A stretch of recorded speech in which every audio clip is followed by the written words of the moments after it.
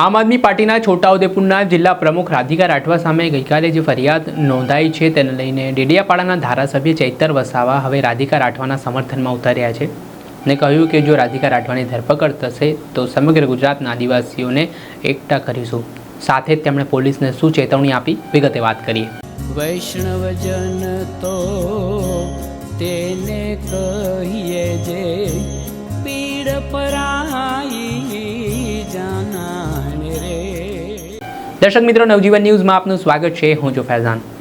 વાત કરીએ તો ગઈકાલે છોટાઉદેપુરના આમ આદમી પાર્ટીના જિલ્લા પ્રમુખ રાધિકા રાઠવા સામે પોલીસે ફરિયાદ નોંધી અને આ પાછળનું કારણ છે કે રાધિકા રાઠવાએ એક વિડીયોમાં પોલીસ પર ગંભીર આક્ષેપો કર્યા અને કહ્યું કે છોટાઉદેપુરમાં જે આમ આદમી પાર્ટી જિલ્લા પંચાયતમાં સીટો લાવી છે ત્યારે કેટલીક તાલુકા પંચાયતમાં ટાઈ પડે તેવી સ્થિતિ છે, ત્યારે ભારતીય જનતા પાર્ટીના ઇશારે પોલીસ તેમના ઉમેદવારોને ડરાવી રહી છે, ધમકાવી રહી છે અને ભાજપમાં જોડાવા માટે છે તે પ્રેશર કરવામાં આવી રહ્યું છે। જે બાદ તેમણે આ વિડીયોમાં જે આરોપો કર્યા તે બાદ પોલીસ દ્વારા મામલે સ્પષ્ટતા કરવામાં આવી ને જે આમ આદમી પાર્ટીના નેતા છે રાધિકા રાઠવા તેમના આક્ષેપો પાયા વિહોણા ગણાવી પોલીસની છબી ખરડાવવા મામલે તેમના પર પોલીસ ફરિયાદ કરવામાં આવી। આને લઈને વિવાદ વકર્યો ત્યારે હવે ધારાસભ્ય ચૈતર વસાવા રાધિકા રાઠવાના સમર્થનમાં ઉતર્યા છે। તેમણે કહ્યું કે ગુજરાતમાં બે પ્રકારની પોલીસ છે।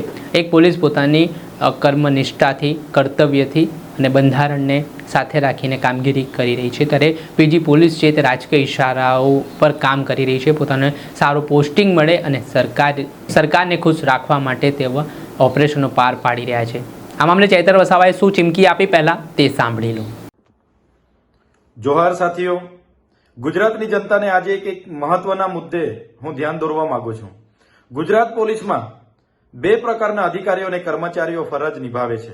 એક, જેમણે બંધારણના શપથ લીધા કે અમે ગુજરાતની જનતાને સુરક્ષા, સલામતી અને શાંતિ પૂરી પાડીશું, એવા લોકો પોતાની ફરજ જીવના જોખમે પણ પૂરી પાડી રહ્યા છે, કર્તવ્ય નિષ્ઠાથી પોતાની ફરજ અદા કરી રહ્યા છે। એવા તમામ પોલીસ અધિકારીઓ, કર્મચારીઓને અમે સૌ સલામ કરીએ છીએ, વંદન કરીએ છીએ। પણ કેટલાક અધિકારીઓ એવા છે કે જેઓ સંવિધાનમાં માનતા નથી, કાયદા વ્યવસ્થામાં માનતા નથી, કોર્ટ કચેરી કાગળમાં માનતા નથી। બસ એમને પોતાના અંગત સ્વાર્થ માટે, પોતાના પ્રમોશન, પોસ્ટિંગ માટે એ લોકો કેટલાક કમલમમાં બેઠેલા નેતાઓના આદેશોનું પાલન કરે છે। એમને વહાલા દવલા થઈ અને પ્રમોશન મેળવવા માટેનું એ લોકો કામગીરી કરે છે, જેનો અનુભવ અમને સતત ડગલે ને પગલે થઈ રહેલો છે। હમણાં સ્થાનિક સ્વરાજની ચૂંટણી હતી ત્યારે પણ અમને અનુભવ થયો અને હવે જેવા પરિણામો બહાર આવ્યા એમાં પણ અમને હવે ધીરે ધીરે અનુભવ થવા લાગ્યો છે। જે પ્રકારે ગુજરાતની જનતાએ એક જિલ્લા પંચાયત, 12 જેટલી તાલુકા પંચાયત પૂર્ણ બહુમતીથી અમને આપેલી છે અને છોટાઉદેપુરમાં પણ 13 જેટલા જિલ્લા પંચાયતના સભ્ય અમારા ચૂંટાયા છે। કવાંટ તાલુકા પંચાયત પૂર્ણ બહુમતીથી બની છે। કદવાલમાં અમારી ટાઈ પડી છે। છોટાઉદેપુરમાં પણ ભાજપ સાથે ટાઈ પડેલી છે। ત્યારે છોટાઉદેપુરના એસપીના કહેવા પ્રમાણે ત્યાંની એલસીબી, એસઓજીના લોકો અમારા ઉમેદવારોના ઘરે જાય છે, ક્યાં તો એને બોલાવે છે અને એમની ગાડીઓમાં બેસાડીને એમને સામ, દામ, દંડ, ભેદ, નીતિનું ગણિત સમજાવે છે અને તમે ભાજપમાં જતા રહો એવું દબાણ કરે છે।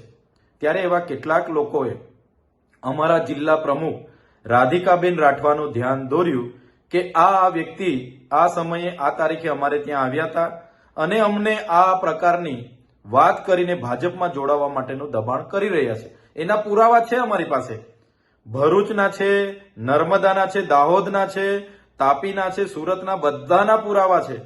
જ્યારે જરૂર પડશે તો અમે જનતા માટે એ પણ જાહેર કરીશું। ત્યારે આ બાબતનું અમારા જિલ્લા પ્રમુખ રાધિકાબેન રાઠવાએ એક વિડીયોના માધ્યમથી પોલીસને વિનંતી કરી કે ભાઈ તમારું કામ એ જનતાની સેવા માટેનું છે, એ કામ બાજુ પર મૂકીને તમે રાજકીય પ્રવૃત્તિ કેમ કરો છો?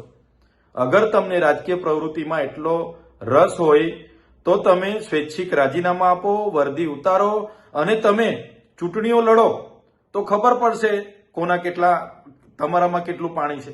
બસ આ જ વાત હતી ને। એટલી વાતમાં છોટાઉદેપુર એસપી લાજવાના બદલે ગાજી રહ્યા છે।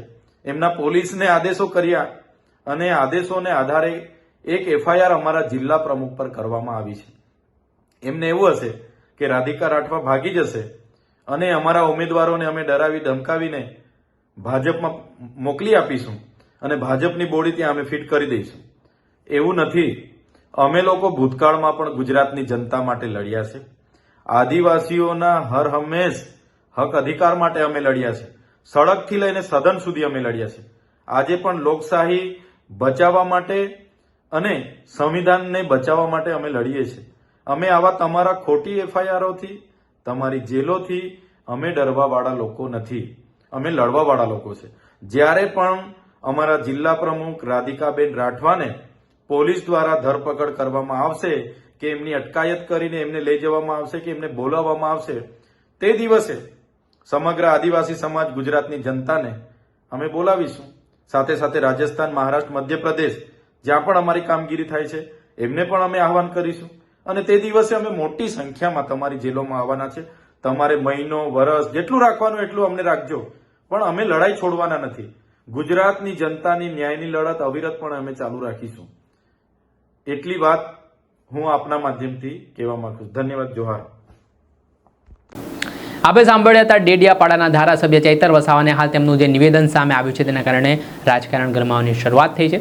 તેઓ કહી રહ્યા છે કે અમે ડરવાવાળા લોકો નથી, અમે લડવાવાળા લોકો છે ને આવા લોકો સામે અમે લડતા રહીશું. ને વાત રહી છોટાઉદેપુરમાં જે ટાઈ પડી તેવી સ્થિતિમાં રાધિકા રાઠવા સામે જે પોલીસ ફરિયાદ કરીને દબાણનો મામલો, તો તેમણે આદિવાસી સમાજને એકઠા કરવાની પણ ચીમકી આપી. દર્શક મિત્રો, આવા જ વિડીયો જોવા માટે નવજીવન ન્યૂઝ જોતા રહો.